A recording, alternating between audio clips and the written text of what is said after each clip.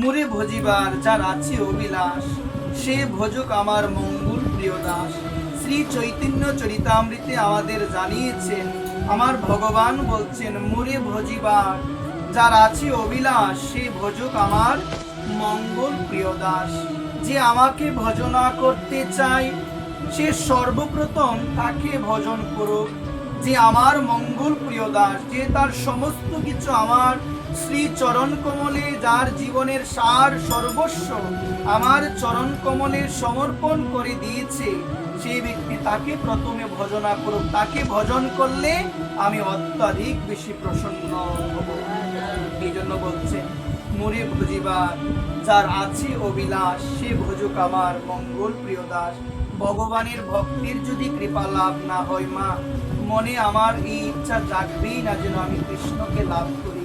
এই ইচ্ছা আমার কদাপি কখনোই জাগবে না। ওই জন্য বলছেন, গোবিন্দের চরণ পেতে, শুদ্ধা ভক্তি লাভ করতে আমাদের হৃদয়ে ইচ্ছা জাগে না কেন? যে ভগবান তুমি বিনে জগতে আমার পাওয়ার আর কোনো কিছু নাই। ভগবান আমি যেন তোমাকে লাভ করতে পারি, আমি যেন তোমার শ্রীচরণ কমলে যেন আমার শুদ্ধা ভক্তি, আমার যেন অহিতুকী ভক্তি লাভ হয়। এই ইচ্ছাটা আমাদের হৃদয়ে জাগে না কেন মা?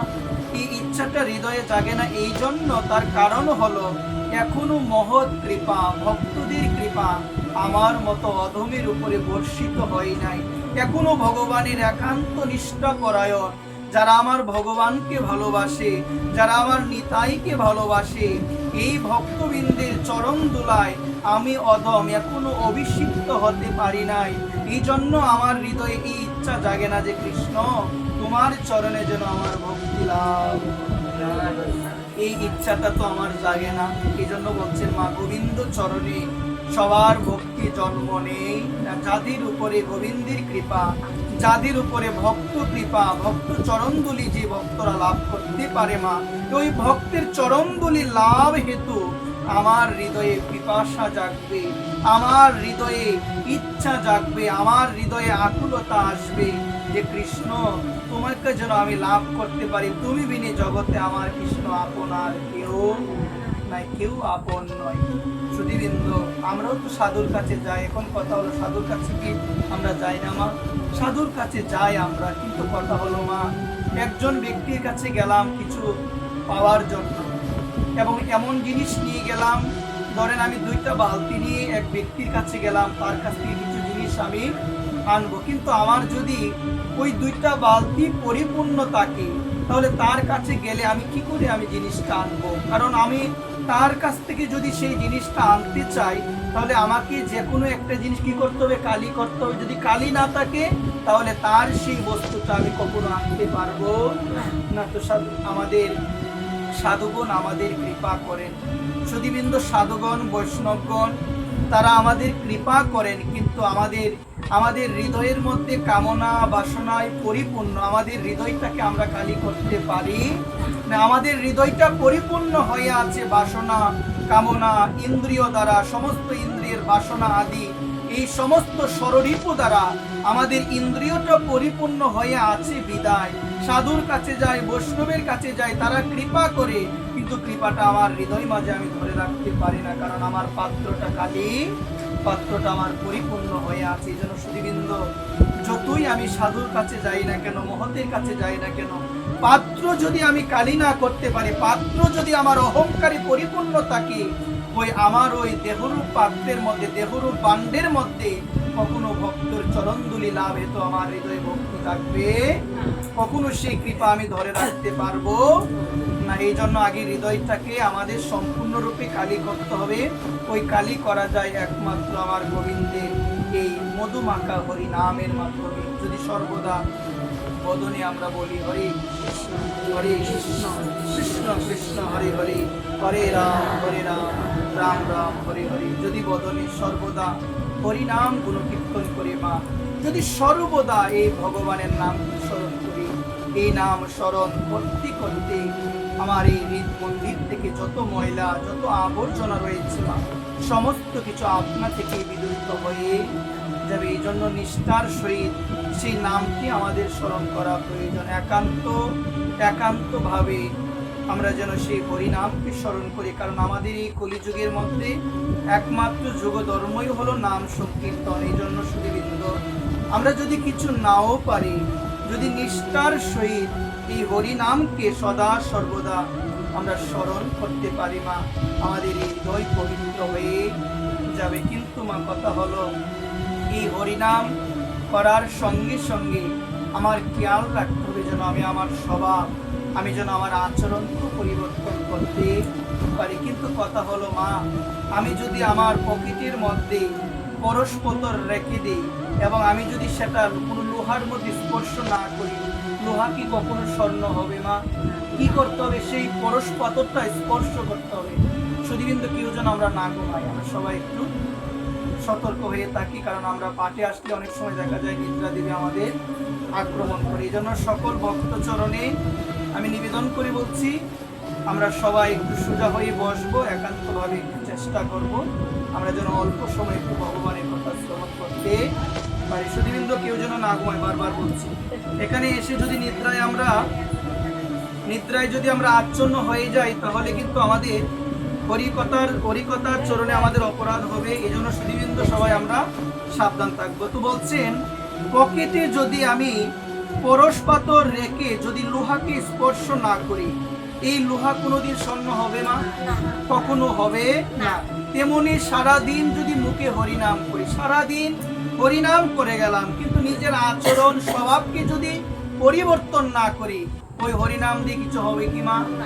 যেমন পকেটের মধ্যে পরশপাতর রেখে দিলে লোহাকে স্পর্শ না করলে লোহা যেমন স্বর্ণ হবে না, ঠিক তদ্রূপ সারাদিন মুখে হরিনাম নিলাম কিন্তু আচরণ ভালো নয়, মানুষের সঙ্গে ভালো ব্যবহার করতে পারি না, স্বভাব ভালো হয় নাই, চরিত্র আমার ভালো হয় নাই, শুধুবৃন্দ শাস্ত্র জানিয়েছেন, তাহলে নামের ফলও পাওয়া যাবে না। কিন্তু কথা হচ্ছে আমরা যেন আমাদের আচরণকে, আমরা যেন আমাদের স্বভাবটাকে আমরা পরিবর্তন করি। ধর্মই মানেই হলো ক্রমোন্নতি, আস্তে আস্তে নিজের অবস্থার পরিবর্তন করতে হবে। আজকে আমি যে অবস্থায় আছি, ধর্ম এতদিন যাবৎ করার পরও যদি আমি সেই অবস্থায় থাকি, বুঝতে হবে ধর্ম যাজন করছি বটে, কিন্তু ধর্মটাকে আমি আমার হৃদয়ে পূর্ণভাবে ধারণ করতে পারি। যদি পারতাম তাহলে আমি তমের থেকে রজে যেতাম, রজের থেকে আমি সত্যে যেতাম, যে সত্য গুণে অধিষ্ঠিত হলেই ধর্ম কর্ম, ধর্ম আচরণ, কৃষ্ণ কথা শুনতে, কৃষ্ণ নাম করতে আমার ভালো লাগবে। আর যাদের কৃষ্ণ কথা শ্রবণ, যাদের কৃষ্ণ নাম গুণকীর্তন ভালো লাগে না, যাদের ভক্ত সঙ্গ ভালো লাগে না, বুঝবেন মা তারা তমগুণে আছে। আর যাদের কৃষ্ণ কথা শুনতে ভালো লাগে, কৃষ্ণ নাম করতে ভালো লাগে, বিভিন্ন ধরনের সৎকর্ম করতে ভালো লাগে, সাধুর প্রতি যাদের হৃদয়ে শ্রদ্ধা এসেছে, বুঝবেন তাদের হৃদয়ে সত্যগুণ আছে বিদায় ধর্ম কর্ম সৎ কর্মে তাদের মনটা অতি সহজে চলে যায়। এই জন্য শুধুবিন্দু এটাই হলো ধর্মের লক্ষ্য। আজকে আমি প্রাথমিক অবস্থায় আমি যদি তমগুণে থাকি, আমার মধ্যে তমগুণ থাকবে, এটা স্বাভাবিক, কিন্তু আমার লক্ষ্য থাকবে সেই তমগুণ থেকে আমাকে রজগুণে যেতে হবে, সেই রজগুণ থেকে আস্তে আস্তে আমি যেন সেই সত্যগুণে অধিষ্ঠিত হতে পারি, এবং আমি ভক্ত সঙ্গের মধ্যে সর্বদা সম্মিলিত থাকে, ভক্তদের চরণদলে সর্বদা শিরে ধারণ করে আমি ভক্ত শ্রীমুখে যেন সর্বদা গোবিন্দের মুখনিসৃত বাণী কথা যেন আমি শ্রবণ করি। এই লক্ষ্যটা যেন আমার থাকে, এই লক্ষ্যটা আমাকে মা থাকতে হবে। কারণ সাধু সঙ্গ যদি না করি মা, সাধুর কৃপা যদি লাভ না হয়, এই হরি কথা আমাদের শ্রবণ হবে না। বলতেন সাধু সঙ্গ লাভ যদি না হয়, হরি কথা শ্রবণ হবে না। আর হরি কথা যদি আমার বাক্যে শ্রবণ না হয়, আমার কর্ণে যদি হরি কথা প্রবেশ না হয়, এই মোহ মায়া থেকে আমি কখনো দূরে যেতে পারবো না, কখনো সম্ভব নয়। এই জন্য সাধু সঙ্গ করতে করতে, সাধুর কৃপাতে এই শাস্ত্রবাণী, এই গীতার তত্ত্বগুলো আমার হৃদয়ে হৃদয়ঙ্গম হবে। আমরা তো সবাই জানি মা, সবাই আমরা জানি যে আমাকে একদিন মরতে হবে, জানি কিনা মা? এখানে যারা আমরা সমবেত আছি, বিশ্ব মানব সমাজ, এমন কেউ বাকি নয় যে জানে না যে একদিন মরতে হবে। কিন্তু কথা হলো মা, আমি যদি হৃদয়ঙ্গম করতে পারতাম যে একদিন আমাকে মরতে হবে, অনিত্য বস্তুর প্রতি আমার কখনো মায়া মমতা জন্মাতো না, কিন্তু আমি এখনো সেই বিষয়টি ভালোভাবে উপলব্ধি করতে পারি নাই। আমার পরম পূজ্যপাদ বিনোদ বিহারী বাবাজি মহারাজ, বাবা তার গ্রন্থের মধ্যে খুব সুন্দর একটা উদাহরণ দিয়েছেন, ভক্তি ক্রম বিকাশের অন্তরায়। এই গ্রন্থের মধ্যে আমার বাবা খুব সুন্দর একটা উদাহরণ দিয়েছেন। এক দেশে এক রাজা ছিল, সেই রাজার কঠিন দুরারোগ্য ব্যাধি দেখা দিয়েছে। এমন ব্যাধি দেখা দিয়েছে, নানান ধরনের কবিরাজ বৈদ্য দেখালো, কিন্তু কোনোভাবে সেই রোগ উপশম হচ্ছে না, মানে সেই রূপ থেকে মুক্তি লাভ করতে পারছে না। এত কবিরাজ দেখালো, এত বৈদ্য দেখালো, কেউ তার সেই রূপকে সারাতে পারলো না। রাজা মনে মনে ভাবলো, আমার মনে হয় আর বেশি দিন বাঁচবো না। রাজা হয়েছি বটে, কিন্তু এত কবিরাজ এত বৈদ্য দেখালাম, কেউ আমাকে সেই রূপ থেকে মুক্তি দিতে পারলো না। মনে হয় না আমি আর বেশি দিন বাঁচবো। রাজা মনে মনে ভেবেই নিল আমাকে চলে যেতে হবে। হঠাৎ ভগবানের কি করুণা, ভগবানের কি কৃপা, সেই রাজ্যের মধ্যে একজন সন্ন্যাসীর আগমন হয়েছে। সেই রাজ্যের মধ্যে যখন সন্ন্যাসীর আগমন হয়েছে, রাজা তো ধন্য হয়ে গেছে। রাজা বলছে, ওহো ভাগ্য আজকে আমার। এটি আমাদের শেখায়, যখন আমরা ভক্ত দেখবো, সাধু দর্শন জীবনে আমাদের হবে, তখন আমরা যেন এভাবে বলি, ওহো ভাগ্য আজকে আমার মতো অধমের ভাগ্য, আপনার মতো ভক্তের, আপনার মতো সাধু, তাকে আমি দর্শন করতে পেরেছি, আমার জীবন সার্থক। ওহো ভাগ্য আপনি আমার মতো অধমকে, আমার মতো পতিতকে করুণা করুন। আপনার সে করুণা, আপনার সে কৃপারূপ যষ্টি লাভ করে এই মায়ার সংসারে আমি প্রতিকূল অবস্থার মধ্যে যেন আমি টিকে থাকতে পারি, আমি যেন সর্বদা ভজন সাধন করতে পারি। আজকে সন্ন্যাসীর আগমন হয়েছে, সন্ন্যাসীকে স্বাগতম জানিয়েছেন, সুস্বাগতম জানানোর পরে তাকে চরণ ধৌত করেছেন, প্রাণডালার সেবা দিচ্ছেন। প্রাণডালার সেবা দেওয়ার পরে সেই সন্ন্যাসী সেই রাজার প্রতি প্রসন্ন হয়েছেন। প্রসন্ন হয়ে বলেন, আমি তো চলে যাব, কিন্তু তোমার সেবা আপ্যায়নে আমি এতটাই প্রসন্ন হয়েছি, তুমি আমার কাছে কিছু চাও, তুমি আমার কাছে কিছু চাও, আমি তোমাকে দিতে চাই। তিনি বললেন রাজাকে, দেখুন আমার শরীরের মধ্যে একটা কঠিন দুরারোগ্য ব্যাধি দেখা দিয়েছে। আমি অনেক বৈদ্য, আমি অনেক কবিরাজ দেখিয়েছি, কিন্তু কেউ আমাকে সেই রূপ থেকে মুক্তি দান করতে পারছে না। আমার মনে হয় আমি আর বেশি দিন বাঁচবো না। যদি কোনো বর দিতেই হয়, আপনার চরণে এই প্রার্থনা, আপনি আমাকে এই রূপ থেকে আপনি যদি পারেন আমাকে মুক্তি দান। এই কথা বলার পরে সুধীবৃন্দ, আজকে সন্ন্যাসী বললেন, আমি মুক্তি দিতে পারি, কিন্তু আমি যখন তোমার উপরে ওষুধ প্রয়োগ করব, তুমি কথা দাও আমি যে নির্দেশ দিব সেই নির্দেশ মানতে হবে। তুমি যদি আমার সেই নির্দেশ না মানো, আমি যে নির্দেশ দিব সেই নির্দেশ যদি না মানো, ওষুধে কোনো ক্রিয়া হবে না। আমার আদেশ নির্দেশ যদি তুমি মানো, তোমার উপরে যে ওষুধ আমি প্রয়োগ করব সেটা কাজে দিবে। বলছেন, আপনি আমাকে যা বলবেন আমি তাই মানব। আপনি তারপরও আপনি কৃপা করে, করুণা করে আমার অঙ্গ থেকে সেই দুরারোগ্য ব্যাধিকে আপনি দূর করে দেন। এই কথা বলার পরে সন্ন্যাসী বললেন, তুমি যদি আমার নির্দেশ মানতে চাও, শুনো আমার নির্দেশ। আমার নির্দেশ হলো, আমি যতদিন পর্যন্ত তোমার উপরে ওষুধ প্রয়োগ করব, তুমি একাকী থাকবে, তুমি কোনো ধরনের তোমার মধ্যে যেন কোনো কামনা বাসনা না আসে। তোমার মধ্যে যদি সেই সময় আমি যতটুক সময় ওষুধ প্রয়োগ করব, বা যতদিন তোমার দেহের মধ্যে ওষুধ প্রয়োগ চলবে, ওই ওষুধ প্রয়োগ চলা পর্যন্ত তোমার মধ্যে যদি কোনো কাম বাসনা আসে, তোমার মধ্যে কোনো ধরনের নষ্ট বস্তুর প্রতি যদি আসক্তি আসে, ওই ওষুধে কোনো ক্রিয়া হবে না। তিনি সন্ন্যাসীর কাছে তিনি মাথা নত করে বললেন, আপনি আমাকে যা বলেছেন সেটা শিরোধার্য আমি করেছি, আমি অবশ্যই পালন করব। তখন এরপর থেকে তার উপরে বিভিন্ন ধরনের ওষুধ প্রয়োগ শুরু হয়ে গেল, এবং তিনি একাকী, তার স্ত্রীর সঙ্গেও থাকে না, একাকী এক ঘরের মধ্যে নির্জনে বাস করতে লাগলো। এভাবে যখন কিছুদিন চলে গেল, কিছুদিন চলে যাওয়ার পরে সেই রাজা মনে মনে ভাবলো, মনে হয় আমার রূপটা দূরে সরে গিয়েছে, এখন আগের মতো দুঃখ আমি আর অনুভব করি না, ব্যথা অনুভব করি না, মনে হয় রূপটা দূরে সরিয়ে গিয়েছে। এভাবে 2-3 দিন চিন্তা করার পরে আস্তে আস্তে মনের মধ্যে আবার কাম বাসনা চলে আসলো, কাম বাসনা চলে আসলো। তো একদিন কি হলো, সন্ন্যাসীর কাছে গিয়ে বলছেন, আমার মনে হচ্ছে এই রূপটা আমার থেকে দূরে চলে গিয়েছে, এই জন্য আমার মধ্যে কাম বাসনা এসেছে, এখন দূরে চলে গেছে। আপনি যদি আমাকে কৃপা করুন তাহলে আমি আবার পুনরায় কাম বাসনার মধ্যে আমি লিপ্ত হয়ে যাব। তখন সন্ন্যাসী কোনো কিছু উত্তর দিল না, চলে গেলেন।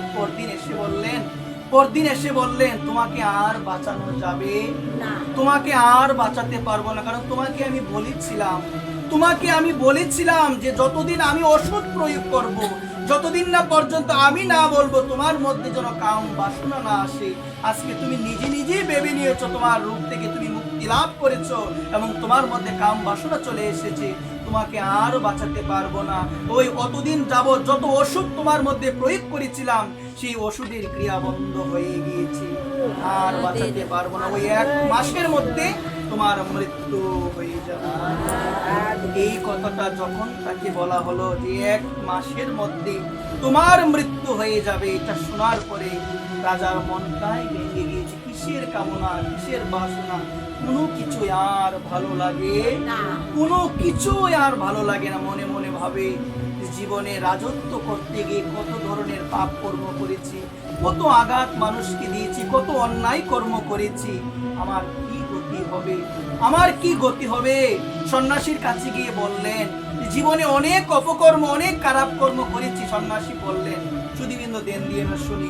সন্ন্যাসী বললেন, দেখো তুমি যদি চাও একটা বর আমি তোমাকে দিতে পারি, তোমার মৃত্যুর যন্ত্রণা যতটুকু হয় সেই যন্ত্রণা তোমার মৃত্যুর সময় হবে না। কিন্তু এই কথা বলার পরেও আজকে রাজার মন বিচলিত, বারংবার চিন্তা করছে জীবনে এত অপকর্ম করেছি, হয়তোবা মৃত্যুর সময় সন্ন্যাসীর কথায় যন্ত্রণা হবে না, কিন্তু মৃত্যুর পরে যমরাজের হাত থেকে তো আমি বাঁচতে পারবো না। মৃত্যুর পরে এত অপকর্ম করেছি, এত খারাপ কর্ম করেছি, ওই মৃত্যুর পরে আমি তো যমরাজের হাত থেকে বাঁচতে পারবো না। মনে মনে ভাবতে লাগলেন, কোনো কিছুই ভালো লাগে না, একা থাকে, লোক সমাগমে যায় না, একাই থাকে, এবং মনে মনে ভাবে যে ভগবান বিনে আমার জগতে আপন আর কেউ নাই। মনে মনে ভাবতে লাগলো, এতদিন হয়ে গেল একটু ঠাকুর ঘরে প্রবেশ করলাম না, মন্দিরে গেলাম না। প্রতিদিন এইভাবে মন্দিরে যায়, ভগবানের সেবা দেয়, ভগবানের কাছে গিয়ে বসে থাকে, স্ত্রীর সঙ্গে ভালো করে কথাও বলে না, কারোর সঙ্গেই কথা বলে না, তার আর কোনো কিছু ভালো লাগে, কোনো কিছুই তার ভালো লাগে না। এভাবে আস্তে আস্তে যখন প্রায় শেষ দিন উপস্থিত হবে, সন্ন্যাসী এসেছেন। সন্ন্যাসীকে প্রণাম জানিয়ে বলছেন, আপনার কথা অনুযায়ী আজকে আমার জীবনের অন্তিম দিন, আমাকে চলে যেতে হবে, আপনি আমাকে প্রার্থনা করুন, আমি যেন ভগবানের সেই চরণ লাভ করতে আপনি আমাকে প্রার্থনা করুন। এই কথা শোনার পরে এমন পরিবর্তন দেখে সন্ন্যাসী বললেন যে তোমার মধ্যে এমন পরিবর্তন কি করে আসলো, তুমি আমাকে বলো। তখন সে বলল, আপনি না আমাকে বললেন আমি মাত্র আর 1 মাস জীবিত থাকবো, এই জন্য আমি ভেবেছি জীবনে অনেক অপকর্ম, অনেক পাপ কর্ম আমি করেছি, জীবনে নানান ধরনের কুকর্মই আমার দ্বারা হয়ে গিয়েছে। এখন আপনি আমাকে যখন বলেন 1 মাস বাঁচবো, তখন আমার মধ্যে একটা অনুশোচনা আসলো, একটা বৈরাগ্য আসলো, আর তো বেশি দিন বাঁচবো না। যাই হোক, এখন যেন অন্ততপক্ষে কাম বাসনায় জর্জরিত না হয়ে এখন যেন অন্ততপক্ষে একটু ভগবানকে আমি রাখতে। সন্ন্যাসী বললেন, তোমাকে আমি প্রথমে বলেছিলাম যতদিন ওষুধ প্রয়োগ চলবে ততদিন তুমি যেন কাম বাসনায় জর্জরিত না হও, কিন্তু সামান্য একটু ওষুধ পেয়ে তুমি নিজেকে সুস্থ মনে করে আবার তুমি এই জাগতিক কাম বাসনায় জর্জরিত হতে চেয়েছিলে। এই জন্য আমি তোমাকে বলেছিলাম তুমি মাত্র আর বাঁচবে 1 মাস, এই জন্য বলেছিলাম তোমাকে বোঝানোর জন্য যে জগতের মধ্যে যে কাম বাসনায় জর্জরিত হয়ে আমরা ভগবানকে ভুলে গিয়েছি, সেই কাম বাসনা কখনো প্রকৃতপক্ষে আমাদের সুখ দিতে পারে না। এবং তুমি যে কামনার মধ্যে জর্জরিত হয়ে তুমি ভুলে গিয়েছো, তুমি মরার পর থেকে তুমি বেঁচে এসেছো, তুমি আবার ওই মরার পর থেকে বেঁচে এসেও তুমি মৃত্যুকে ভুলে গিয়ে আবার সংসারে কাম বাসনায় জর্জরিত হতে চেয়েছিলে। এই জন্যই আমি তোমাকে বলেছি তুমি মাত্র বাঁচবে আর 1 মাস। এই জন্য তোমাকে বলার পরে আজকে তোমার কি পরিবর্তন হচ্ছে? আমার এমন পরিবর্তন যে আমার আর কোনো কিছু জগতের ভালো লাগে। বলছে ভালো লাগে না কেন? বলছে ভালো লাগে না এই জন্য যে আমাকে একটির মধ্যে আমরা তো সবাই জানি আমাকে মরতে হবে, এই বৈরাগ্য তো আমার আসে নাই মা। আমরা তো সবাই জানি যে আমাকে একদিন মরতে হবে, একদিন আমি চলে যাব, সবাই দেখবেন মুখে বলে সবাই আমরা চলে যাব। তাহলে আমি যদি প্রকৃতপক্ষে এই কথাটা উপলব্ধি করতে পারতাম, মুখে বলি, আমি হৃদয় থেকে যদি উপলব্ধি করতে পারতাম, এখনো আমার জপমালা নেওয়া হলো না, এখনো ভগবানের সেবা দেই না, এখনো একটাবার প্রাণে জাগে না ভগবান আমি তো এতদিন চলে গেল, একটু তোমায় ভালোবাসতে পারি নাই, একটু তোমার চরণে আমি ফুল তুলসী দিতে পারি নাই, একটু প্রেম সহকারে তোমাকে কিছু দিতে পারি নাই, তাহলে আমি কিসের বুঝলাম যে একদিন আমি মরে যাব? আমার এখনো বোঝাই হয় নাই। যদি বুঝতেই পারতাম, আমার মধ্যে বৈরাগ্য আসতো, আমি কখনো সেই কাম বাসনায় জর্জরিত হতাম না। সেই কাম বাসনা আমাকে কখনো সুখ দিতে পারে না।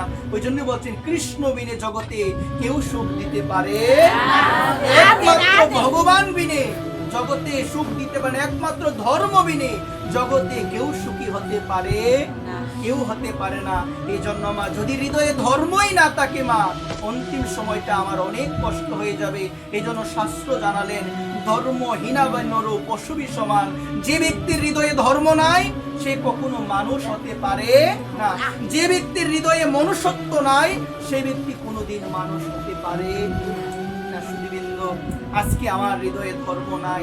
দেখুন, মহাভারতের মধ্যে একটা বিশেষ কথা মনে পড়েছে, আপনাদের উদ্দেশ্যে বলার চেষ্টা করি। একটু ধ্যান দিয়ে যদি আমরা শুনি, আমরা এই জায়গায় বুঝতে পারবো মা, ভগবান কখনো কিন্তু দ্বিধা দ্বন্দ্ব ভগবান কখনো করতে চাই না। করতে চাই কি মা ভগবান কখনো এই ধরনের দ্বিধা দ্বন্দ্ব ভগবান কখনো করতে চাই না। ভগবানের বিচারে কোনো দ্বিধা বুদ্ধি কিন্তু নেই। আছে ভগবানের বিচারে, ভগবান অনাদিরাদি গোবিন্দ, সর্ব কারণের কারণ পরমেশ্বর ভগবানের বিচারে দ্বিধা বুদ্ধি নেই। সুধীবৃন্দ, আপনাদের শ্রী আতুল চরণে এই অদমের, এই দাসের শত সহস্র কোটি প্রণাম থাকবে। আজকের এই বিষয়টি একটু যদি আমরা হৃদয়ঙ্গম করতে পারে, আমরা বুঝতে পারবো। বলছেন, ধর্ম থাকা সত্ত্বেও পাণ্ডবদের জয় হয়েছে, কৌরবদের পরাজয় হয়েছে। কার পরাজয় হয়েছে? সুধীবৃন্দ, আপনাদের নিকটে আমার একটা প্রশ্ন থাকবে, তাহলে কৌরবদের পক্ষে কি ধর্ম ছিল না? ছিল না কৌরবদের পক্ষে ধর্ম? এটি আমাদের বিশেষভাবে যদি আমরা একটু ধ্যান দিয়ে আমরা জানতে পারবো। বলছেন, ধর্ম থাকা সত্ত্বেও পাণ্ডবদের জয় এবং কৌরবদের পরাজয় কেন? কৌরবদের পরাজয় কেন? তো আমাদের শাস্ত্র বলছেন, ভগবানের যে বিচার, তো ভগবানের বিচারে দ্বিধা বুদ্ধি নেই। কি নাই গো? দ্বিধা বুদ্ধি নাই। কৌরব কুলেও ভগবান ধর্ম পাঠিয়েছেন, কৌরব কুলের মধ্যেও ভগবান ধর্ম পাঠিয়েছেন। হয়তো বা এতদিন আমরা জেনেছিলাম কৌরব পক্ষের মধ্যে ধর্ম নাই, কিন্তু আজকে নতুন একটি তত্ত্ব আমরা পাবো। ওই জায়গার মধ্যে আমরা জানতে পারবো যে কৌরব পক্ষের মধ্যে আমার ভগবান একজন মহামতি বিদুরকে তিনি পাঠিয়েছিলেন। একবার কৌরব পক্ষের মধ্যে ধর্ম ছিল, পাণ্ডব পক্ষের মধ্যেও আমার ভগবান যুধিষ্ঠির মহারাজকে পাঠিয়েছিলেন। কাকে পাঠিয়েছিলেন সবাই বলেন? যুধিষ্ঠিরকে পাঠিয়েছিলেন। কিন্তু এই জায়গার মধ্যে একটি তারতম্য রয়েছে। সেই তারতম্য হলো পাণ্ডব পক্ষের মধ্যে, সুধীবৃন্দ, পাণ্ডব পক্ষের মধ্যে যুধিষ্ঠির মহারাজ হলো বন্দিত এবং কৌরব পক্ষের মধ্যে মহামতি বিদুর হলো নিন্দিত। সবাই বলো কি মা? নিন্দিত মানে কৌরবরা সেই বিদুরের কথা তারা মানে না, বিদুরের কথা তারা শুনে না, তার মানে নিন্দিত। এবং ওই পাণ্ডব পক্ষের মধ্যে যুধিষ্ঠির মহারাজ, সে হলো বন্দী। সে কি? সবাই বলো, সে হলো বন্দিত। সুধীবৃন্দ, ভগবানের বিচারে দ্বিধা বুদ্ধি নেই। ভগবান দুই কুলের মধ্যেই ধর্মকে ভগবান পাঠিয়েছে। কিন্তু মা, যখন দুর্যোধনের অত্যাচার দিন থেকে দিন বেড়েই গিয়েছে, তখন একদিন বিদুর ধৃতরাষ্ট্রের কাছে গিয়ে বললেন তার ছেলের বিষয়ে, তার ছেলের অত্যাচার দিন থেকে দিন বেড়েই চলেছে। এই কথাটি শুনতে পেল দুর্যোধন, শুনতে পেল, মনে মনে ভাবলো, আমার রাজ্যে তাকে আমার খায়, আমার পরে, আর আমার নামে আমার বাবার কাছে নালিশ দেই। গিয়ে বললেন, আপনি কি নিজের ইচ্ছায় চলে যাবেন না আমি গার ধাক্কা দিয়ে বের করে দেব? যখন একজন এমন ধার্মিক বিদুর, মহামতি বিদুরকে যখন এই কথা বললেন, বিদুর বললেন, তুমি সারা জীবনে এত অপকর্ম করেছো, আমাকে গার ধাক্কা দেওয়ার মতো এই অপকর্ম আমি তোমাকে করতে আর দিব না, আমি নিজেই চলে যাব। যখন নিন্দিত হয়ে বিদুর সেই হস্তিনাপুর ত্যাগ করে চলে গিয়েছিলেন, সেদিন থেকে দুর্যোধনের রাজ্যের মধ্যে দুর্যোধনের জীবনে অমঙ্গলের ডাক সূচনা হয়ে দুই পক্ষের মধ্যে ছিল, কিন্তু এক পক্ষের মধ্যে বন্দনা হয়েছিল, আরেক পক্ষের মধ্যে নিন্দিত, মানে বুঝতে পারে না এই সাধুর মহিমা। এই জন্য যতদিন হস্তিনাপুরের মধ্যে বিদুর ছিল, ততদিন কোনো অমঙ্গলের ডাক কিন্তু সূচনা হয় নাই। এই জায়গার মধ্যে শিক্ষা দিল, যত বড়ই পাপী হই না কেন, যদি ভক্তের ছত্র ছায়ায় থাকতে পারে, বলি আমাদের কোনো অমঙ্গলই করতে পারবে না।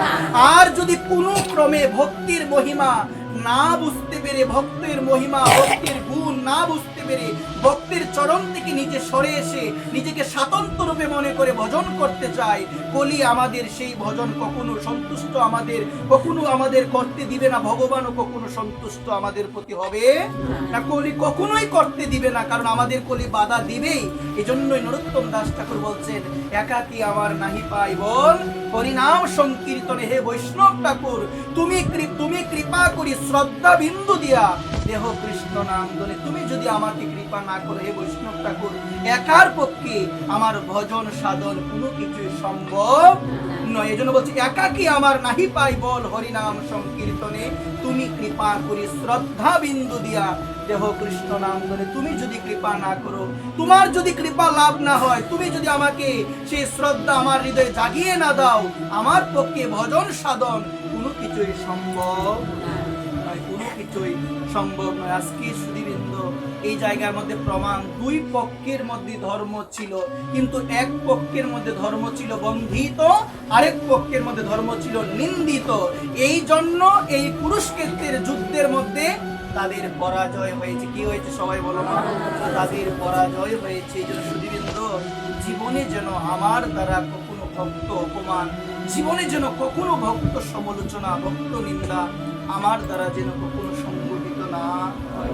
একবার যদি কোনো ভক্ত চরণে অপরাধ হয়ে যায়, কোটি বিষ্ণু পূজা করলেও ভগবান বিষ্ণু সেই সেবা কোনোদিন গ্রহণ করবে না, কখনো গ্রহণ করবে না।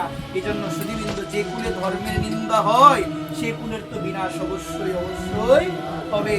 তোমার কুলের মধ্যে কেউ যদি ধর্মের নিন্দা করে, তোমার কুলের মধ্যে কেউ যদি বৈষ্ণব নিন্দা করে, হয়তোবা তুমি প্রভাবশালী হতে পারো, কিন্তু সেই প্রভাব বেশি দিন থাকবে, শাস্ত্রের প্রমাণ রয়েছে। এই জন্য বলছেন, যে কুলে ধর্মের নিন্দা হয়, বৈষ্ণব নিন্দা হয়, যে কুলের মধ্যে সাধু নিন্দা হয়, সেই কুল সমলে বিনাশ হয়ে যাবে, সমলে বিনাশিত হয়ে যাবে।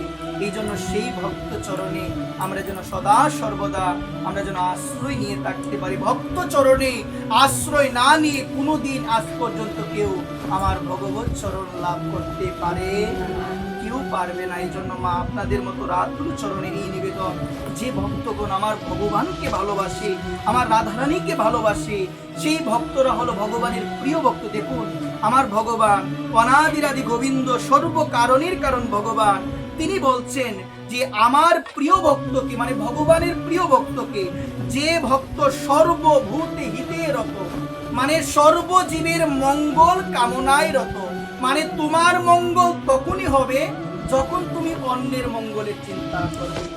আমার মঙ্গল কোনোদিনই হবে না যদি অন্যের অমঙ্গলের কথা আমি চিন্তা করি। বর্তমানে মাৎসর্য এত বেড়ে গেল, আমরা নিজের মঙ্গলের চিন্তা করি, কিন্তু অন্যের মঙ্গলের চিন্তা আমরা করি।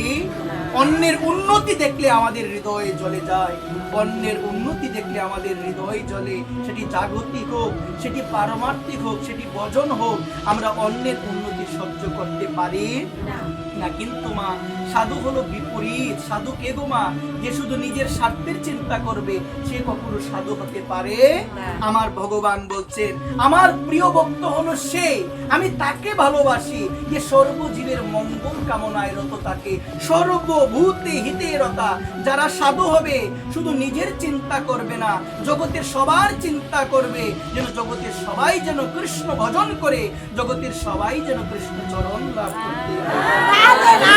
বলছেন, মহন্তের স্বভাব লাভ হয় তারিতে প্রামর, নিজ কার্য নাহি তবু যাই পরের ঘর। নিজের কার্য নাই তবু অন্যের ঘরে যায় কেন? একবার বলানোর জন্য কলিযুগের জীব আর কতকাল মায়ার সংসারে আবদ্ধ হয়ে ভগবানকে বলে থাকবে। এখনো সময় আছে কলিযুগের জীব, তোমাদের নির্বুধ মনকে তোমরা বোঝাও, তোমরা প্রেম সহকারে শ্রদ্ধার সহিত তোমরা একবার বলো হানিতাই। এই জন্য মহর্ষি মনমোহন দত্ত কলিযুগের জীবদের ডাক দিয়ে বলছেন, আর কতকাল রবে ভবে, আর কি মানব জনম হবে, দেহ তাকিতে চেতন রে মন, ও মন একবার হরি হরি বল। বলছে আর কতকাল রবে ভবে, আর কি মানব জনম হবে, দেহ তাকিতে চেতন, মন একবার বলো না তুমি হরি বল, একবার তুমি বলো বলো হরি হরি বল। সাধু এটা বলানোর জন্য, নিজের স্বার্থ নাই, কিন্তু জগতের মঙ্গলের জন্য, জগতের মানুষের মঙ্গলের জন্য সবার ধারে ধারে ঘুরে বেড়ায়, সবার ধারে ধারে ঘুরে বেড়ায়। এই জন্যই তো মহাপ্রভু বলছেন, ভারত ভূমিতে হইল মনুষ্য জন্ম যার, জন্ম সার্থক করি কর পর উপকার। বলছেন পর উপকার করতে হবে, পর উপকার করতে হবে। যে অন্যের উপকারের কথা চিন্তা করে না, সে কখনো সাধু হতে পারবে, কখনোই সাধু হতে পারবে না। এই জন্য সুধীবৃন্দ, যিনি সাধু হবে, অন্যের দুঃখ দেখলে হৃদয়টা বিগলিত হয়ে যাবে, অন্যের কষ্ট দেখলে হৃদয়টা বিগলিত হয়ে যাবে। আর আমার দশা এমন হলো, অন্যের দুঃখ দেখলে আমার মধ্যে খুশি ভাব আসে, অন্যের সুখ দেখলে আমার হৃদয় জ্বলে, আমার মধ্যে দুঃখ আসে। আমি কখনো সাধু হতে পারবো না, আমি কখনোই সাধু হতে পারবো না। এই জন্য সুধীবৃন্দ, আপনাদের শ্রী রাতুল শ্রী চরণে এই নিবেদন থাকবে, যিনি সাধু হবে তিনি সবার মঙ্গল চিন্তা করবে, অভিশাপ তো দূরের কথা, তিনি সবার মঙ্গল চিন্তা করবে। সাধু কখনো কাউকে অভিশাপ দিতে পারে না, কখনো কাউকে অভিশাপ দিতে পারে না, কারণ সাধুর হৃদয় হবে নবনীত কোমল, নবনীত হলো মাখন। গোস্বামী তুলসীদাস তিনি বলছেন, সাধুর হৃদয় হলো মাখনের মতো। সাধুর হৃদয় কিসের মতো? মাখনের মতো, একদম পবিত্র হৃদয়, কারো প্রতি দেশ থাকবে না, হিংসা থাকবে না। এই জন্য আমার পরম পূজ্যপাদ শ্রী শ্রী 108 বিনোদ বিহারী দাস বাবাজি মহারাজ বাবা বলছেন, ভজন কম হোক বা ভজন যদি নাও হয়, কিন্তু কোন জীবের প্রতি যদি তোমার দেশ থাকে, হিংসা থাকে, ভগবত প্রাপ্তি কখনো আমার দ্বারা সম্ভব। বলছে ভজন কম হোক বা ভজন তোমার দ্বারা না হোক, মানে ভজন আমার দ্বারা হচ্ছে না, কম হোক, কিন্তু কোন জীবের প্রতি বাবা বলছেন যদি দেশ থাকে, কখনো কদাপি আমার দ্বারা ভগবত প্রাপ্তি সম্ভব। তাহলে এই ভক্তি পথে আসার পরে হিংসাটা আমার হৃদয়ে আসে কেন মা? এই ভক্তি পথে আসার পরে একে অপরের সঙ্গে আমার মিল থাকে না কেন? এই বিবেকটা আসে কোথা থেকে? আসে এই জন্য আমার হৃদয়ে এখনো জ্ঞানের প্রকাশ হয় নাই, এখনো গুরুদেবের কৃপা হৃদয়ে প্রকাশ হয় নাই। যদি আমার হৃদয়ে জ্ঞান থাকতো, বিবেক থাকতো না, কারণ শাস্ত্র মহাজন আমাদের শুনিয়েছেন বাণীতে, শাস্ত্র বাণীতে বলছেন, তোমরা সবাই ভক্ত হও, তোমরা কখনো বিভক্ত হইও না, তোমরা বিভক্ত হইও না। এই জায়গার মধ্যে আমরা সবাই এই তত্ত্বটি যতদিন না হৃদয়ে হৃদয়ঙ্গম না হবে, আজকে এত বলার পরে, এত শোনার পরও আমাদের মধ্য থেকে হিংসা বিদরিত হচ্ছে না, কামনা বাসনা আমাদের হৃদয় থেকে দূরে যাচ্ছে। সবাই বলো রাধে রাধে। এত বিভেদ কেন, এত হিংসা কেন? এই জন্য বলছেন সমস্ত বিভেদ, সমস্ত হিংসা হৃদয় থেকে দূরে সরিয়ে দিয়ে আমরা যেন সবাই একাকার হয়ে, কারণ নিতাই নামে কেউ আলাদা নয়। বলছে নিতাই চাঁদের দরবারে কেউ আলাদা হতে পারে না। এখানে উঁচু নিচু কোনো ভেদাভেদ নাই, এখানে কোনো ধরনের হিংসার স্থান নাই। নিতাই চাঁদের দরবারে আমরা সবাই হলাম ভাই, এখানে কোনো বিভেদ নাই, এখানে কোনো হিংসা নাই। এই জন্য সবাই আমরা হৃদয় থেকে হিংসাকে আমরা দূরে সরিয়ে যেন আমরা প্রাণ ভরে আমরা যেন ভগবানকে ডাকতে পারি, আমরা যেন নিতাই চাঁদকে ডাকতে পারি প্রাণ ভরে। এই জন্যই তো বলছেন যে একবার মন থেকে প্রাণ থেকে যে একবার বলতে পারে নিতাই তুমি বিনে জগতে আমার কেউ নাই, নিতাই বলছে সে আমার হয়ে যায়, সে আমার প্রিয়জন। এই জন্য সুধীবৃন্দ, আপনাদের শ্রী রাতুল আতুল চরণে এই অধমের এই নিবেদন থাকবে, আমরা যেন সেই হৃদয় থেকে হিংসা দূরে সরিয়ে আমরা যেন আকুল ভাবে আমরা যেন সেই ভগবানকে ডাকতে পারি। যদি আকুলতা না থাকে ভগবানকে কখনো পাওয়া যাবে না। স্বামী বিবেকানন্দ রামকৃষ্ণ পরমহংসদেবের কাছে গিয়ে বললেন, আপনি যে ভবতারিণী ভবতারিণী করেন, আপনি কি ভবতারিণী কি দেখেছেন? আপনি কি ভবতারিণী দেখেছেন? তখন রামকৃষ্ণ পরমহংসদেব বলে, হ্যাঁ দেখেছি। যে আপনি যদি দেখে থাকেন তাহলে আমি তো আপনার শিষ্য, আপনি আমাকেও দেখান। বলছে, তুই কি আমার মা ভবতারিণীকে দেখতে চাস? বলছে, হে গুরুদেব, আপনি যেহেতু মা ভবতারিণীকে দেখতে পেয়েছেন, আপনার চরণে নিবেদন আমিও যেন আমার মা ভবতারিণীকে দেখতে পারি। তখন বললো, আয় আমার সঙ্গে। গঙ্গার ঘাটে নিয়ে গেল। গঙ্গার ঘাটে গিয়ে বলছে, ওই দেখ, ওই গঙ্গার জলের মধ্যে আমার মা ভবতারিণী আছে। এই কথা বলার পরে স্বামী বিবেকানন্দ যখনই তার মাথাটা নত করে জলের দিকে তাকালো, রামকৃষ্ণ পরমহংসদেব তার মাথাটা জলের মধ্যে চুবিয়ে রাখছেন। সে কি করছেন? কাঁপতে লেগেছে, উচট করতে লেগেছে, বিভিন্ন ধরনের সে প্রাণ বাঁচানোর জন্য আকুমুকু ভাব তার হয়ে গিয়েছে। কিন্তু যতই আকুমুকু ভাব হয়, রামকৃষ্ণ পরমহংসদেব তার মস্তক, স্বামী বিবেকানন্দের মস্তকে জলের মধ্যে ততই চুবিয়ে রাখে। একটু পরে তিনি তার মস্তকটাকে জল থেকে তুলল। বলছেন, গুরুদেব, আপনাকে আমি বলেছিলাম আমি যেন মা ভবতারিণীকে দেখি, আপনি তো দেখতে পেয়েছেন, এই জন্য বলেছিলাম। আপনি তো সরাসরি মা ভবানীকে না দেখে, মা ভবতারিণীকে আমাকে না দেখে মায়ের কাছে আমাকে পাঠিয়ে এই কথা বলার পরে বললেন, তোকে যখন আমি মাথাটা যখন তোর আমি জলের মধ্যে রেখেছিলাম, তোর ভাবনাটা কি হয়েছে? বলছে, আমার ভাবনাটা এমন হলো, আমার প্রাণ যেন বেরিয়ে যাচ্ছে, আমার প্রাণ চলে যাচ্ছে। আমি কি করে আমার মাথাটা জল থেকে বের করব? আমার মধ্যে এই ভাবনা এসেছে, আমি কি করে বের করব? আমার প্রাণ চলে যাচ্ছে এই ভাবনা। বলছে, যেদিন তোর হৃদয়ে এই ভাবনা আসবে, মার কাছে যেতে হবে না, মাই তোর কাছে আসবে। মার কাছে যেতে হবে না, মা ভবতারিণীর কাছে যেতে হবে না। তোর মাথাটা জলের মধ্যে আমি রেখেছিলাম, চুবিয়ে রেখেছিলাম। তোর ভাবনা হলো আকুমুকু ভাব, আকুল ভাব এসেছে, প্রাণ চলে যাচ্ছে। কি করে তুই তোর মস্তককে জল থেকে বের করে আনতে পারবি? ওই রকম ইচ্ছা তোর মধ্যে এসেছে। যেদিন ওই রকম ভাবনা তোর আসবে, মা অবশ্যই তোর কাছেও আসবে। এই আকুলতা ছাড়া ভগবানকে কখনো কদাপি পাওয়া সম্ভব। এত চেষ্টা, এত নাম, যত কিছু করি না কেন, যদি আকুলতা, যদি বেকুলতা না থাকে, মা ভগবানকে কখনো পাওয়া সম্ভব নয়। যদি বিশ্বাস না থাকে ভগবানের নামে, যে কখনো পাওয়া সম্ভব নয়। শ্রীবাস যখন ভিক্ষা বন্ধ করে দিয়েছিল, মহাপ্রভু বললেন, শ্রীবাস, তুমি ভিক্ষা কেন বন্ধ করে দিয়েছো? শ্রীবাস বলেছিলেন, একদিন ভিক্ষা করব না যদি কিছু না পাই, দুদিন ভিক্ষা করব না যদি কিছু না পাই, 3 দিনের দিন যদি কিছু না পাই, আমি রাত্রিবেলায় গঙ্গার জলে গিয়ে নিজের প্রাণ বিসর্জন বিসর্জন দিয়ে দিব। এই কথা বলার পরে আমার খলিফা অবতার মহাপ্রভু তিনি শ্রীবাসকে বলেন, শ্রীবাস, তুমি তো দিনের বেলায় তুমি প্রাণ বিসর্জন দিতে পারো, তাহলে রাত্রিবেলায় কেন দিবে?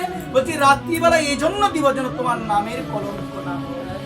কারণ তোমার নাম করে একদিন ভিক্ষা পায় না, 2 দিন ভিক্ষা পায় না, 3 দিনও যদি ভিক্ষা না পায়, আমি রাত্রিবেলায় আমার গঙ্গার জলে আমি প্রাণ বিসর্জন দিয়ে দিব। রাত্রিবেলায় কেন? তোমার নামের যেন কলঙ্ক না হয়। শ্রীবাস, তোমাকে আমি আশীর্বাদ করে বললাম, বৈকুণ্ঠের লক্ষ্মীরও যদি কোনোদিন অন্যের অভাব হয়, বৈকুণ্ঠের লক্ষ্মীও যদি কোনোদিন প্রত্যেক মানুষের ধারে ধারে ভিক্ষা করতে যায়, শ্রীবাস কথা দিলাম, আমার ভক্তির কোনোদিন অন্যের অভাব হবে না। কি হলো বিশ্বাস? আমার ভক্তির কোনোদিন অন্যের অভাব হবে না। যে আমাকে ভালোবাসে, যে আমাকে ছাড়া কিছু বোঝে না। এই জন্য শ্রীবাস বলেছিলেন, সর্বধনের ধনী যদি কারো করে থাকে, তার তো কোনো কিছুর অভাব হয় না। এই সর্বধনের ধনীকে যে লাভ করতে পেরেছে, তার মতো ধনী জগতে আর কেউ নাই। আমরা বলি, জানো, ওই ব্যক্তিটা অনেক ধনী। কেন ধনী? ওর অনেক ব্যাংক ব্যালেন্স আছে, অনেক টাকা আছে, ও অনেক ধনী। কিন্তু শাস্ত্রে বললেন, জগতের টাকা ধন থাকলে তাকে ধনী বলে, কৃষ্ণ ধন থাকলে তাকে ধনী বলা হয়। যে কৃষ্ণ ধন লাভ করতে পেরেছে, তার মতো ধনী জগতে কেউ নাই। কারণ সে এমন একটা ধন লাভ করেছে, যে ধন ইহকাল পরকাল দুকালই তার সঙ্গে থাকবে। আর আমি এমন ধন সারা জীবন উপার্জন করে গেলাম, যে ধন আমার মৃত্যু হয়ে গেলে আমার সাথে যাবে, কিন্তু আমার কৃষ্ণ প্রেমধন ইহকাল পরকাল সব সময় আমার সাথেই থাকবে। এই জন্য বিবেকবান তো তারাই যারা জগতে এসে কৃষ্ণ প্রেম লাভ করতে পেরেছে। বিবেকবান তো তারাই যারা ভজনে এখনো যে সময় আছে, ভজনে মনোনিবেশ করে দিয়েছে। এজন্য আমার বিনোদ বিহারী বাবাজি মহারাজ, আমার বাবা বলেন যে বর্তমান সময়ে আমরা কিছু মানুষ দেখতে পাই যে মনে করে, কি মনে করে, যখন মন লাগবে তখন ভজন করব। অনেকে বলে না মা, যখন মনটা আমার লাগবে তখন ভজন করব, অর্থাৎ যে ভজন করার জন্য সঠিক সময়ের অপেক্ষা করে সে নিশ্চিন্ত যেন তাকে, তার জীবনে কোনোদিন সেই সময় আসবে না।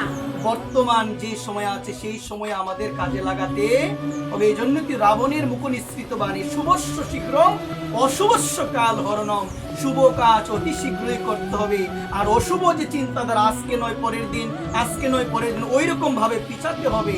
কিন্তু আমার দশা এমন হলো, শুভ কাজ আমি বলি পরে করব, অশুভ যে চিন্তা, খারাপ যে চিন্তা, সেটা যখনই মাথায় আসে তখনই আমরা করি। কিন্তু রাবণ বললেন শুভস্য শীঘ্রম অশুভস্য কাল হরণম, অশুভ কাজ কাল করব, কাল করব। আর আমরা বলি মন যখন লাগবে তখন ভজন করব। যে এই কথা বলে তার কোনো জীবনে মন আর লাগবেও না। মনকে লাগাতে হবে, ভজন করছেন মন নাই, কিন্তু কথা হলো আমি যেন নিরাশা না হই, আমাকে করে যেতেই হবে, কারণ আমার বিভিন্ন বাধা, জন্মে জন্মের বাধা আসবে। সেই বাধা অতিক্রম করতে গেলে নামের অভ্যাস করতে হবে। মন চলে যাচ্ছে, আবার নাম করো, মন আবার চলে যাবে, কারণ মন তো 14 ভুবনের রাজা। এক জায়গায় থাকলে আরেক জায়গায় চলে যায়, এক জায়গায় দেহ নিয়ে এসেছি, পা নিয়ে এসেছি, কিন্তু মন চলে যায় আরেক জায়গার মধ্যে। ওই জন্য বলছে মন 14 ভুবনের রাজা। ওই মনকে এত সহজে লাগাতে ভগবত চরণে সম্ভব নয়, কিন্তু ক্রমশ অভ্যাস, ক্রমশ বৈরাগ্যের মাধ্যমে ভগবান জানিয়েছে সেই মনকে, ইন্দ্রিয়ের রাজা মনকে গোবিন্দের চরণে লাগানো। কার চরণে লাগানো যায় সবাই বলো? গোবিন্দের চরণে লাগা যায়। এই জন্য শুধুবৃন্দ গোবিন্দের চরণে যদি একবার আমার মন লেগে যায়, আমার সর্বদা অহর নিশু কৃষ্ণ চিন্তা, সর্বদা আমার রাধারানীর চিন্তা, রাধারানীর চিন্তা বিনে আমার অন্য কোনো চিন্তা সেই সময় আর আসবে না। এই জন্য শুধুবৃন্দ আপনাদের মতো গৌর অনুরাগী সকল ভক্ত চরণে আমি অধম নিবেদন করে বলছি, আমরাও যেন তদ্রূপ, আমরা যেন আমাদের এই মনটাকে, আমরা যে করে হোক, যত বাধা আসুক, প্রতিদিন যদি বলি গোবিন্দ আমি আমার এই মনটা, এই চঞ্চল মনটাকে গোবিন্দ আমি তোমার চরণে নিবেদন করে, ওই রকম ভাবে প্রতিদিন যদি আমরা বলতে পারি, একদিন না একদিন সেই মন গোবিন্দ চরণে অবশ্যই অবশ্যই আমাদের লেগে যাবে। এই জন্য শুধুবৃন্দ আপনাদের শ্রী আতুল চরণে এই অদমের শত সহস্র কোটি বুলন্দিত দণ্ডবত প্রণাম থাকবে। আমরা যেন সবাই যেন আমাদের এই মনকে যেন মনমনা ভব, সেই মনকে যেন আমরা ভগবত চরণে সমর্পণ করতে পারি। কার চরণে? সবাই বলো সেই ভগবানের চরণে সেই মনকে যেন আমরা লাগাতে পারি। শুধুবৃন্দ এই জন্য আপনাদের রাতুল চরণে একটা নিবেদন করে আমি বলবো, আমাদের সামনে যে মাসটা আসছে এটা অত্যন্ত গুরুত্বপূর্ণ একটা মাস। এই মাসের নাম হলো পুরুষোত্তম মাস। সবাই বলি কি মাস? পুরুষোত্তম মাস। শুধুবৃন্দ আপনাদের শ্রী রাতুল চরণে নিবেদন করে আজকে কয়েকটি কথা একটু বলার চেষ্টা করব, একটু যেন ধ্যানপূর্বক আমরা শ্রবণ করার চেষ্টা করি। মা, আমাদের সনাতন শাস্ত্রে যে 12টা মাসের কথা বলা হয়েছে মা, এই 12টা মাসের মধ্যে অত্যাধিক প্রিয় মাস হলো ভগবানের কার্তিক মাস। কি মাস সবাই বলে? কার্তিক মাস। এটি হলো ভজনের মাস, এটি হলো ভজনের মাস। কিন্তু মা, আমাদের সনাতন শাস্ত্রে আরেকটি মাস আছে, যদিও আমরা আগে থেকে শুনে এসেছি, স্মার্তবাদী যারা আছে তারা বলতো মল মাস। তারা কি বলে সবাই বলো? তারা বলে মল মাস। এই মাসে কোনো শুভ কর্ম হয় না। এই জন্য মা, এই মাসটাকে আমরা অনেক সময় অবহেলা, নিন্দার চোখে আমরা দেখেছি। কিন্তু মা, সেদিনও একটা বিষয় বলেছিলাম মা, এই মাসকে যদি কেউ অবমাননা করে, কেউ যদি অবহেলা করে, তার কি গতি হবে মা? আমাদের শাস্ত্র শোনালেন দ্রৌপদী পূর্ব জীবনে ছিলেন মেধা ঋষির কন্যা, কিন্তু সে ঋষির কন্যা হওয়া সত্ত্বেও সেই পুরুষোত্তম মাসকে মল মাস ভেবে অবজ্ঞা করেছিল, তিরস্কার করেছিল, ভৎসনা করেছিল। এই জন্য দ্রৌপদীর জীবনে আমরা দেখতে পেয়েছিলাম তার সমগ্র জীবনে সে শুধু লাঞ্ছনা এবং অপমান পেয়েছিল। এই বড়া রাজসভার মধ্যে তাকে কি করা হয়েছিল মা? বস্ত্রহরণ করতে চেয়েছিল মা। এত লাঞ্ছনা, এত অপমান কেন মা? শাস্ত্র জানালে যে তদ্রূপ এই পুরুষোত্তম মাসকে তার মহিমা না জেনে তার গুরুত্ব না জেনে কেউ যদি অবহেলা করে, যেটা তো মল মাছ, এটার মধ্যে আবার কি করতে হবে, আরে বাবা এতদিন নতুন নতুন নিয়ম বের হয়েছে, আগে তো শুনি নাই, বলতে এরকম কথা।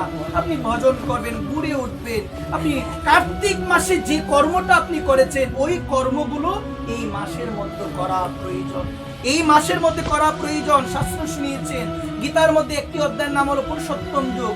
আমার ভগবান কৃপা করে করুণা করে এই মাস যখন ভগবানের চরণে শরণ নিয়েছিলেন যে আমাকে সবাই অবজ্ঞা করে, তিরস্কার করে, ভৎসনা করে, আমাকে সবাই অবজ্ঞা করে, ভগবান তখন এই মাসকে বলেছিলেন আমার যে নাম, একটা নাম হলো পুরুষোত্তম, আমি আমার নামটাই তোমাকে দিয়ে দিলাম, আজকে থেকে তোমার নাম হলো পুরুষোত্তম।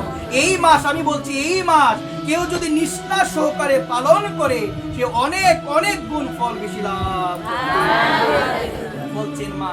1000 মালা, অন্যান্য মাসে 1000 মালা দেন দিয়ে আমরা যেন শুনি কথাটা, 1000 মালা জপ করলে যে ফল হয়, সুধীবৃন্দ এই কথাটা আমরা শুনি, যদি ধ্যানপূর্বক শুনি, 1000 মালা জপ করলে যেই ফল হয় পুরুষোত্তম মাসে, যে ফলটা হবে অন্যান্য মাসে মা সুধীবৃন্দ অনেক অনেক কোটি গুণ জপ করলো সেই ফল লাভ হবে না। এই জন্য সুধীবৃন্দ আপনাদের শ্রী আতুল চরণে নিবেদন থাকবে, এই মাসের মধ্যে যদি আমি একজন সাধুকে সেবা দিতে পারি, অন্যান্য মাসে 1000 সাধুকে সেবা দিলে যেই ফল হবে, ওই পুরুষোত্তম মাসের মধ্যে একজন বৈষ্ণবকে সেবা দিলে সেই ফল।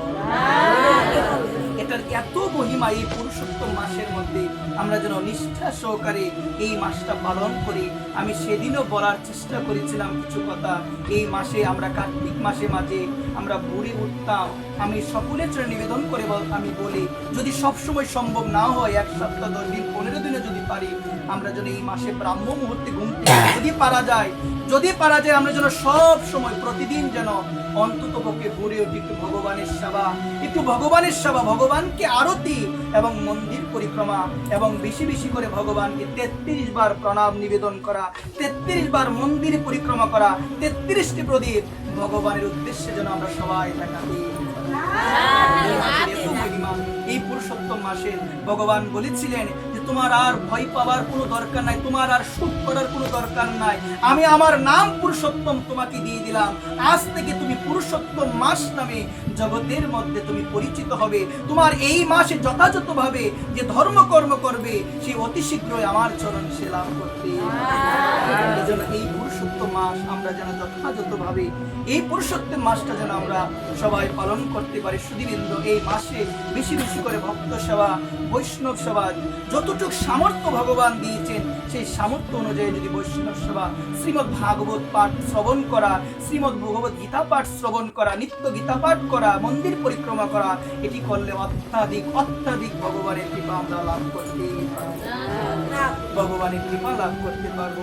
এই জন্য সুধীবৃন্দ, আপনাদের শ্রী আতুল চরণে আমি অধম নিবেদন করে বলবো, আমরা যেন এই মাসটা যথাযথভাবে আমরা যেন একটু পালন করতে পারি, আমরা যেন সবাই নিষ্ঠা সহকারে যেন আমরা পালন করতে পারি। কিছু যদি তেমন নাও পারি, অন্তত পক্ষে যেন যথার্থ বৈষ্ণব শ্রীমুখী ভাগবত পাঠ শ্রবণ, যথার্থ বৈষ্ণব সেবা আমরা যেন সবাই করতে পারি। জয় জয় শ্রীরাম করতে পারি মা, কারণ এই জগতে মা আমার ভগবান অত্যাধিক বেশি প্রসন্ন হয়ে বৈষ্ণব সেবাতে।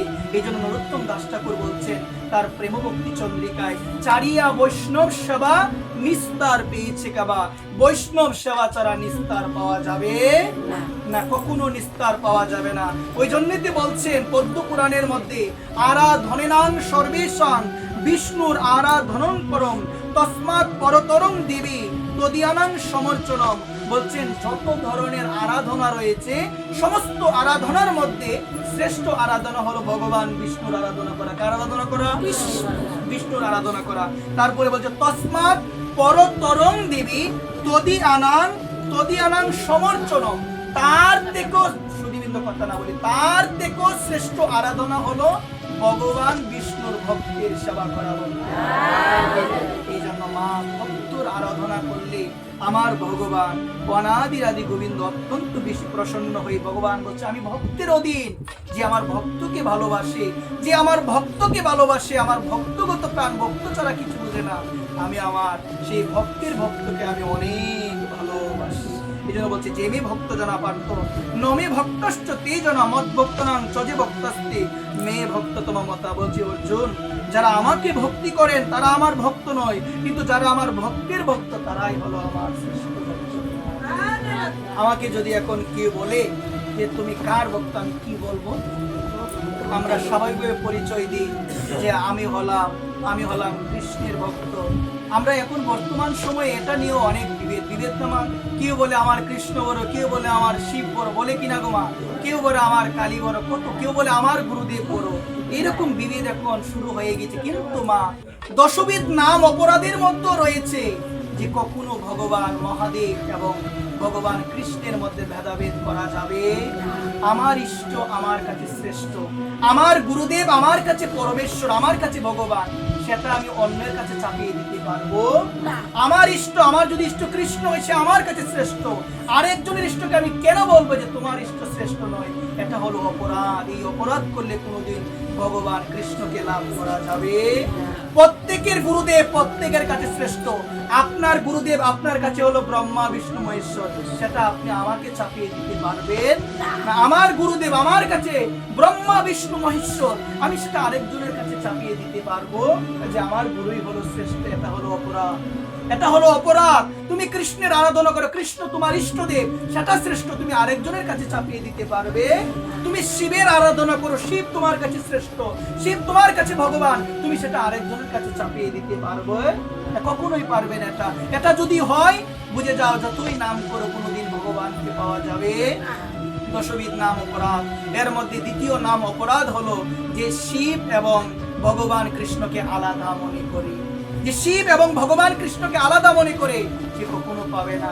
এখন তো বর্তমান সময়ে অনেক বৈষ্ণব বলে আমরা তো বৈষ্ণব, আমরা কি শিবের আরাধনা করতে পারবো বা আমরা শিব চতুর্দশী ব্রত পালন করতে পারবো কি?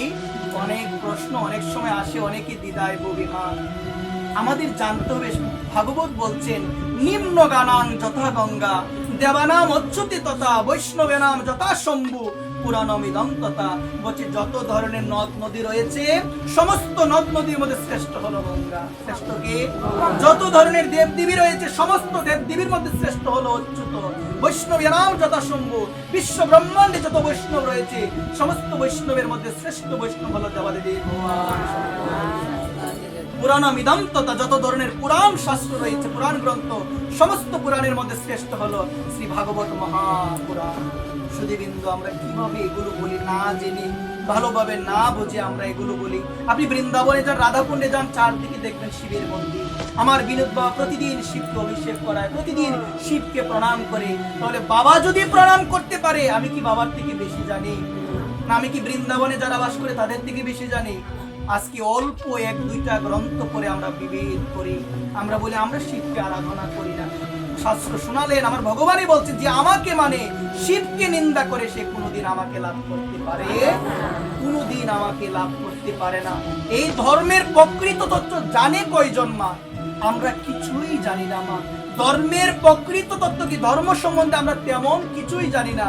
কিন্তু যখন যমদূতগণ ভাগবতে প্রশ্ন করেছেন সাক্ষাৎ যমরাজকে যে ধর্মের প্রকৃত তত্ত্ব, ভগবানের নামের মহিমা, ভগবানের মহিমা এটা জানে কে প্রকৃত ভাবে, তখন সাক্ষাৎ যমরাজ তার দূতদের বলেছিলেন স্বয়ম্ভু নারদ শম্ভু। সুধীবৃন্দ, আমরা একটু ধ্যান দিয়ে শুনি। স্বয়ম্ভু নারদ শম্ভু কুমার কপিল মনু প্রহ্লাদ জনক বিষ্ণু বলির বয়াসুকি বয়ম। বলছেন ধর্মের প্রকৃত তত্ত্ব জানে 12 জন। কয়জন জানে? ভাগবতে আছে। সেই 12 জনকে বলা হয় দ্বাদশ ভাগবত বা দ্বাদশ মহাজন। সেই দ্বাদশ মহাজন বিনে ধর্মের প্রকৃত তত্ত্ব কেউ ভালোভাবে জানে। স্বয়ম্ভু নারদ শম্ভু, প্রথমে হলো স্বয়ম্ভু মানে সাক্ষাৎ ব্রহ্মা। সাক্ষাৎ ব্রহ্মা ধর্মের কিছুটা হলেও জানে, আমরা কিছু জানি, আমরা কিছুই যে স্বয়ম্ভু নারদ শম্ভু। তারপরে হলো দেবর্ষিপাদ নারদ, ধর্মের তত্ত্ব নারদ জানে। তারপরে হলো স্বয়ম্ভু নারদ শম্ভু, কে জানে গোমা? শম্ভু। দ্বাদশ ভাগবত মানে হলো দ্বাদশ বৈষ্ণব, তারপরে হলো দ্বাদশ বৈষ্ণব, তারপরে হলো মহাদেব। স্বয়ম্ভু নারদ শম্ভু কুমার কপিল মুনি, তারপরে হলো কুমার চতুষ্কুমার সনক সনন্দন, সনাতন আর সনত কুমার। সেদিনও নামগুলো বলেছিলাম, সনক, সনন্দন, সনাতন, শরৎ কুমার। এই চার কুমারকে একত্রে বলা হয় কুমার বা চতুষ্কুমার। তারা হলো ব্রহ্মার সন্তান। তারা কার সন্তান? স্বয়ম্ভু, নারদ, শম্ভু, কুমার ও কপিল মুনি। তারপরে হচ্ছে ভগবানের একজন অবতার, যার নাম হলো কপিল মুনি। যার নাম কি?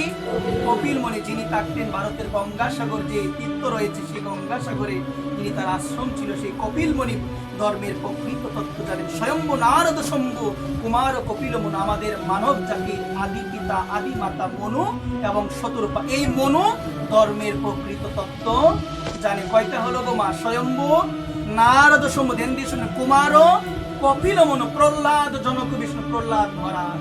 প্রহ্লাদ মহারাজ ধর্মের প্রকৃত তত্ত্ব জানেন। তারপরে জনক, জনক কে গো মা? আওয়াজ নাই। জনক কে? এটা হয়েছে সীতার বাপ। কি লাগে জনক? সবাই বলেন, কনফিউশন হয়ে যায় আমি যদি বলি। জনক রাজা, বিদেহরাজ, মা জানকীর পিতা। একবার কনফিউশন যেন আমাদের না থাকে।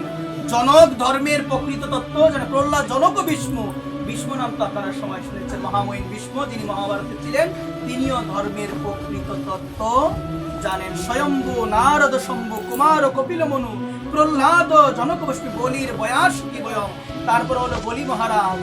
বলি মহারাজ ধর্মের প্রকৃত তত্ত্ব জানেন। সুধীবৃন্দ, আপনাদের একটি কথা আমি মনে পড়েছে, আমি একটু বলি, আপনারা একটু ধ্যানপূর্বক শুনেন। আমরা দেখতে পেয়েছিলাম বলি মহারাজ তিনি অনেক দান করতেন। কি করতেন সবাই বলেন? অনেক দান করতেন। তোমার শাস্ত্র আমাদের শুনিয়েছেন, অতি দর্পে হতে লঙ্কা। কি বলছেন? অতি দর্পে হত লঙ্কা। দেন দিয়ে শুনি। তারপরে বলছে অতি মানে চ কৌরব, অতি দানে বলির বদ্ধম। তারপরে বলছে এর অর্থ হলো অতিরিক্ত কোনো কিছুই ভালো নয়। ধ্যান দিয়ে, অতিরিক্ত কোনো কিছুই ভালো নয়। অতিরিক্তের পরিণাম কখনো সুখকর হতে পারে না। অতি দর্পে হত লঙ্কা। অতি দর্পে লঙ্কা কি হয়েছিল গো মা? লঙ্কার বিনাশ হয়েছিল। অতি মানে চ কৌরবা, মানে অতি মান হলো অতি অহংকারে কৌরবের বিনাশ হয়েছিল। অতি দানে বলি বন্ধনে আবদ্ধ হয়েছে। দান অতিও কিন্তু ভালো, অতি অহংকারও ভালো নয়, অতি দর্প ভালো নয়। তো এই জায়গায় আমাদের শোনালেন, তাই অতিরিক্ত কোনো কিছুই ভালো নয়। কবির দাসজি বলেছেন, অতিকা ভলা না বলো না, অতিকা বলা না চুপ। বলছেন কবির বলেছেন, যেমন বেশি কথা বলাও ভালো না। বেশি কথা বলা ভালো? বেশি কথা বলা ভালো না। বাবা বলছেন, বেশি কথা বলে যে বাজে কথা বলে সে, বেশি কথায় বেশি দোষ, বুঝে শুনে কথা দোষ। এই জন্য দেখবেন অনেক ভক্ত রয়েছে বেশি কথা বলতে চাই, একদম নীরব, তাকে বেশি কথা বলে না। এই জন্য আমরা তো যদি একটা সুযোগ আমাদের হয়, কথা যে কার থেকে বেশি বলতে পারবো, এটারও একটা কি হয়ে যায় গো মা? প্রতিযোগিতা হয়ে যায়। একবার কবির বলছেন, যেমন বেশি কথা বলাও ভালো নয়, আবার বেশি চুপ থাকাও কিন্তু ভালো নয়। তেমনি বেশি বৃষ্টি ক্ষতিকর, আবার অতিরিক্ত রোদ হলো অনিষ্ট। দুইটাই ক্ষতি। কোনটা ভগবান দিলে তোমার? এখন মা আমরা একটা কথা আমার মনে পড়েছে, বেশি বৃষ্টি দিলেও সমস্যা, আবার বেশি গরম দিলেও সমস্যা। শীতও ভালো লাগে না, গরমও ভালো লাগে না। রাধে শ্যাম। এই জন্য অতিরিক্ত কোনো কিছুই কিন্তু ভালো, অতিরিক্ত কোনো কিছুই ভালো না। এই জন্য সুধীবৃন্দ, এই যে বলি মহারাজ, ওই বলি মহারাজ অতি দানে কিন্তু বন্ধনে সে আবদ্ধ, অনেক দান করত। বলির বয়াস কি বয়ম। বলছেন বয়াস কি, সাক্ষাৎ বয়াস কি হনুমানকে স্মরণ করে, যিনি ধর্মের প্রকৃত তত্ত্ব জানেন। তারপরে বয়ম মানে যমরাজ বলেন আমি স্বয়ং। নিজের নামটা কিভাবে বলেন? বয়ম, আমি স্বয়ং। যমরাজ হলেন একজন বৈষ্ণব। যমরাজ কি? বৈষ্ণব। যমরাজ একটা কথা বলেছেন, দেন দিয়ে শুনেন। তার দূতদের বলেছেন, কি বলেছেন? বলছেন, যাদের কণ্ঠে কোনটি মালা থাকবে তারা হলো আগুনের ন্যায়, তাদের কাছে কখনো যেও। এই জন্য কোনটি মালা দিতে হবে কিনা? সবার কণ্ঠে আছে তো?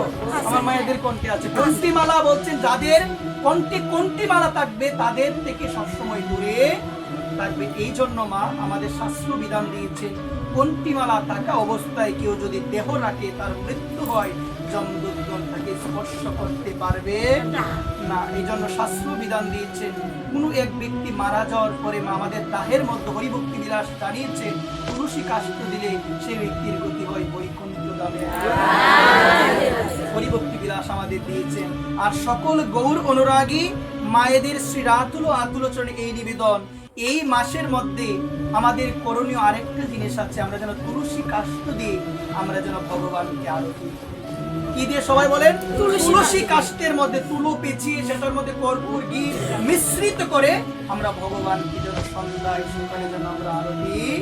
এবং আমরা সবাই এই মাসে, যেমন কার্তিক মাসে দামোদর অষ্টকম পাঠ করতে হয়, এই মাসের মধ্যে পুরুষ অষ্টকম এবং চৌরাগ্যগণ্য পুরুষ অষ্টকম পাঠ করতে হবে। জয় রাধে, জয় নিতাই, জয় গৌর, জয় রাধে।